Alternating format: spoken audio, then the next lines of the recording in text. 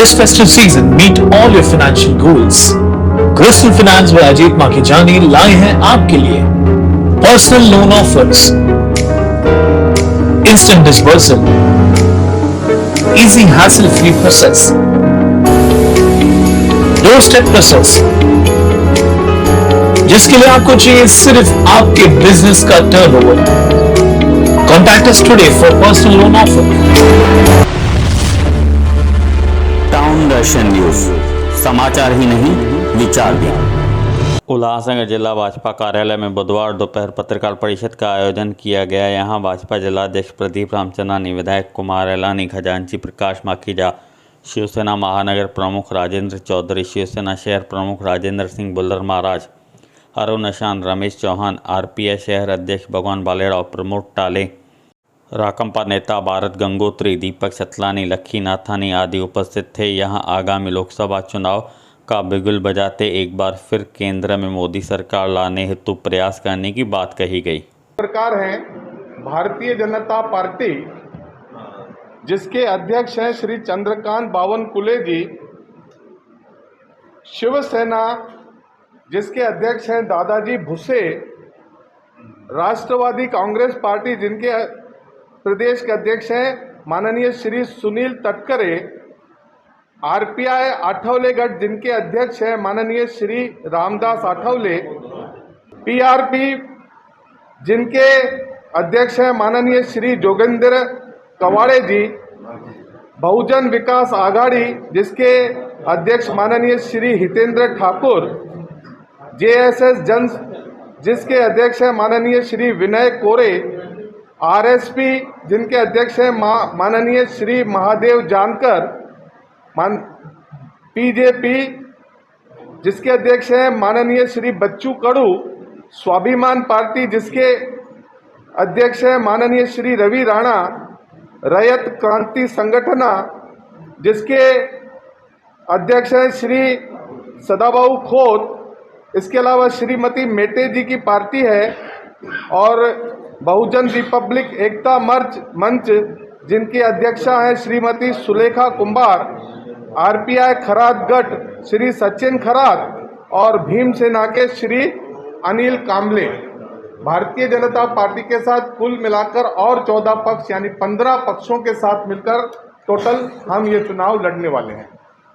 पक्षाच्या अध्यक्षांनी सांगितल्याप्रमाणे महाराष्ट्रामध्ये एकूण 14 पक्षांची महायुती, 15 पक्षांची महायुती अरे रोज आज बडा आहे।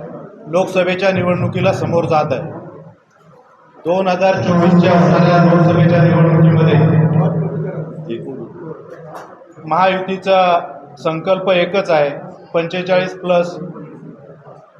आत्ता सांगितल्याप्रमाणे मग 46 होतील, 48 होतील, परंतु लक्ष एकच, 45+। हा उद्देश डोळ्यासमोर ठेवून महाराष्ट्रामध्ये महायुती लोकसभेच्या निवडणुकीला समोर जात आहे। पक्षांची नावंही सांगितली। आपल्या मनात कुठल्या शंका कुशंका असतील आपण प्रश्न विचारा, परंतु अगोदरच कोणते कोणते पक्ष महायुतीमध्ये त्यांची नावं जाहीर केली, त्यांच्या अध्यक्षांची नावं जाहीर केलेली आहेत। या निवडणुकीमध्ये पत्रकार नंदू चव्हाण यांनी सांगितल्याप्रमाणे शिवसेनेचे उमेदवार असतील, त्यामध्ये पत्रकारांच्या मनात शंका नाही, परंतु जे कोणी उमेदवार असतील त्या उमेदवारांना निवडून आणण्यासाठी उल्हासनगरमध्ये महायुती आजपासून कामाला लागलेली आहे। त्याचा 14 तारखेला ठाण्याला भव्य असा मेळावा 14 पक्षांचा एकत्रित भव्य असा मेळावा होत आहे। त्या मेळाव्याची तयारी आणि मेळाव्यामध्ये प्रामुख्याने भारतीय जनता पक्ष असेल, शिवसेना असेल, आरपीआय असेल, एनसीपी असेल, कवाडे गुट, पीआरपी आणि हे सर्वच पक्ष, छोटे मोठे सगळेच पक्ष एकत्र या मेळाव्याला आले पाहिजेत। आणि एकत्र मेळाव्याला आल्यानंतर त्या मेळाव्यामध्ये आमच्यासारख्या खालच्या पदाधिकाऱ्यांना जे काही मार्गदर्शन होईल त्या हमारे उप मुख्यमंत्री अजित पवार विषय है। 2 दिन पहले खुलासा कराया और उन्होंने खुद सभा में बोला है कि आने वाले टाइम में लोकसभा में हम मोदी जी को फिर से प्रधानमंत्री बनाएंगे और इस महाराष्ट्र में पूरी ताकत के साथ, जिस तरह से मोदी जी ने बोला कि 45 सीटें कम से कम हम जीत के निकालेंगे, तो हम पूरी ताकत लगा देंगे फिर से मोदी जी को प्रधानमंत्री बनाने के लिए।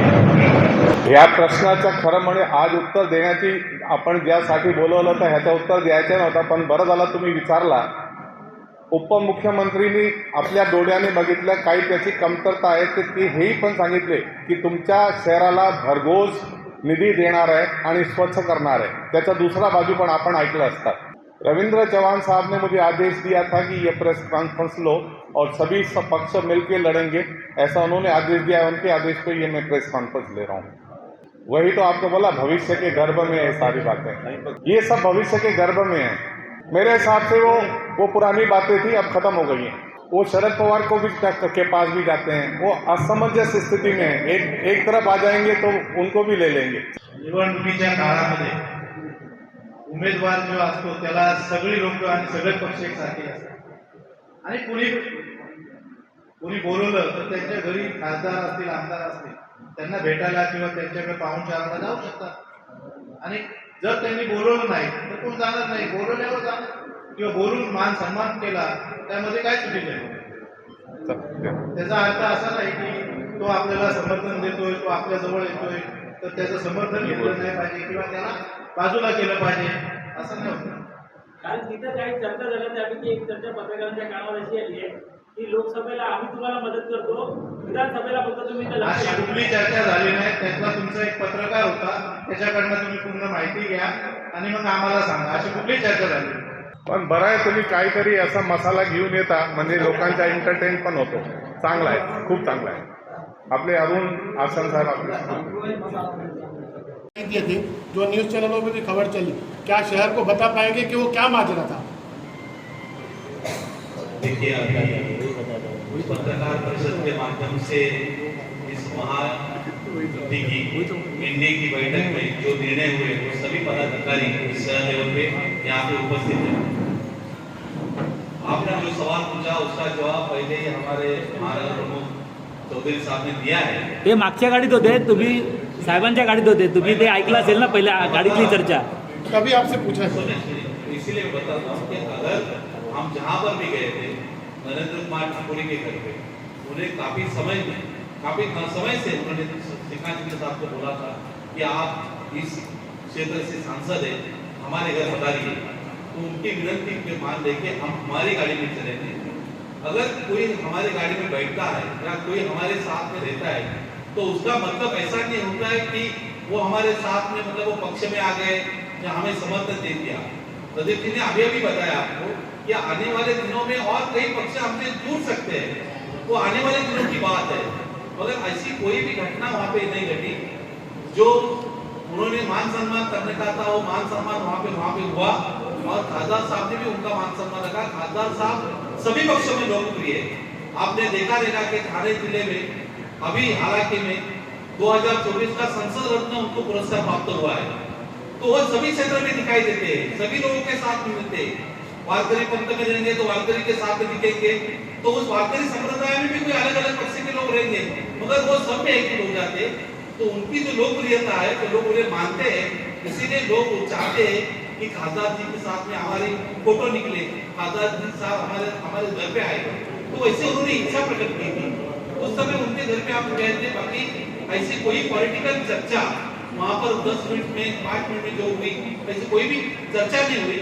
बस उनकी इच्छा थी जो कि हमारी सभापति रह चुकी है, उनकी जो सुपुत्री है, उन्होंने काफी समय से बोला था और समय भी काफी हो चुका था, इसीलिए वहाँ पे सर गए थे. बाकी आप ये पॉलिटिकल चर्चा वहाँ पे कोई भी नहीं हुई. जैसे भी चौधरी साहब ने और प्रदीप रामचंद्र साहब ने बताया कि एनडीए की आज मोदी साहब की जितनी प्रशंसा की जाए उतनी कम है. जो कार्य उन्होंने इस 10 साल में, आने वाले 10 साल में किए और जो भव्य राम मंदिर बनने जा रहा है, तो हमारी भी इच्छा है कि एनडीए की सरकार में मुख्यमंत्री जैसे हमारे शिंदे साहब आज जो कार्य कर रहे हैं, सांसद जी जो कार्य कर रहे हैं, तो मोदी जी को जिताना है, तो यहाँ पे हम लोग 45+ भरत गंगोत्री जी साहब ने भी कहा, RPI के हमारे अध्यक्ष मित्र भगवान भालराव साहब ने कहा, काले जी ने बताया कि हम उस विषय पे आज बैठे कि हम 45+ और यहाँ पे जो उम्मीदवार देंगे उसको हम जिताने के लिए। This festive season, meet all your financial goals. Crystal Finance व अजीत माखीजानी लाए हैं आपके लिए personal loan offers, instant disbursal, easy hassle-free process, doorstep process, जिसके लिए आपको चाहिए सिर्फ आपके बिजनेस का turnover. Contact us today for personal loan offer.